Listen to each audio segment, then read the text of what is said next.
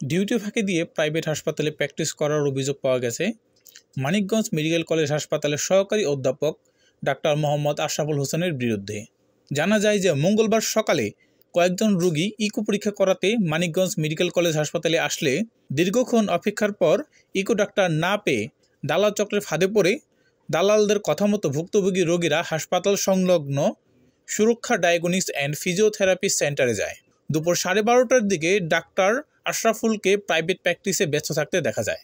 ভুক্তভোগী সাহারা ও আমজাদ বলেন, সরকারিভাবে চিকিৎসা ও পরীক্ষা করাতে পারলে আমাদের অনেক সুবিধা হতো, কিন্তু চেষ্টা করেও সেখানে আমরা করাতে পারলাম না।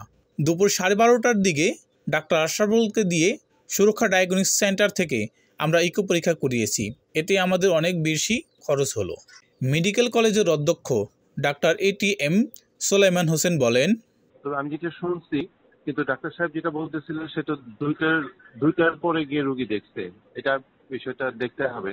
আর আমি তাকে ভার্বালি বলে দিচ্ছি যে অফিস টাইমের জন্য কেউ এরকম কোনো অভিযোগ আর না আসে আমাদের কাছে। সুরক্ষা ডায়াগনস্টিক্স সেন্টার অ্যান্ড ফিজিওথেরাপির সেন্টারের MD মাসুদ রানা বলেন, 3টার দিকে যে শুনলাম যে স্যার আসছিল, স্যার মূলত চেম্বার আমারই যায় করে না, স্যার চেম্বার করে মূলত আপনার হলো সেবা digital diagnostic centre bus stand, ওইটা চেম্বার করে। কালকে ওই চেম্বারটা বন্ধ ছিল, ওখানে আসতে বলছে। আমাদের এখানে মাঝে মাঝে ইকো করে স্যার আর কি।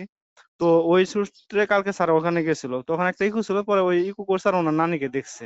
এই বিষয়ে অভিযুক্ত মানিকগঞ্জ মেডিকেল কলেজ হাসপাতালের সহকারী অধ্যাপক ডাক্তার মোহাম্মদ আশরাফুল হোসেন বলেন, ওই দিন যেটা হয়েছে, হাসপাতালে আমার নানি অসুস্থ, ঘাড়ে প্রচন্ড ব্যথা, হাসপাতালের এক্সরে মেশিনটা নষ্ট। হাসপাতালের রাউন্ড টাউন শেষ করে তারপরে থেকে নানিকে নিয়ে গেছে হচ্ছে একটা এক্সরে করার জন্য। ওইখানে যে ছবিটা দেখতেছেন, যার সাথে আমি কথা বলছি উনি আমার নানি। তো আমি ওই এক্সরে করেই আবার চলে আসছি, এবং মেইন স্ট্রিম সাংবাদিকতা কেউ নাই, সে কোনো মেইন স্ট্রিম সাংবাদিকতার সাথে জড়িত না, ইউটিউবার মনে হয় আমার কাছে।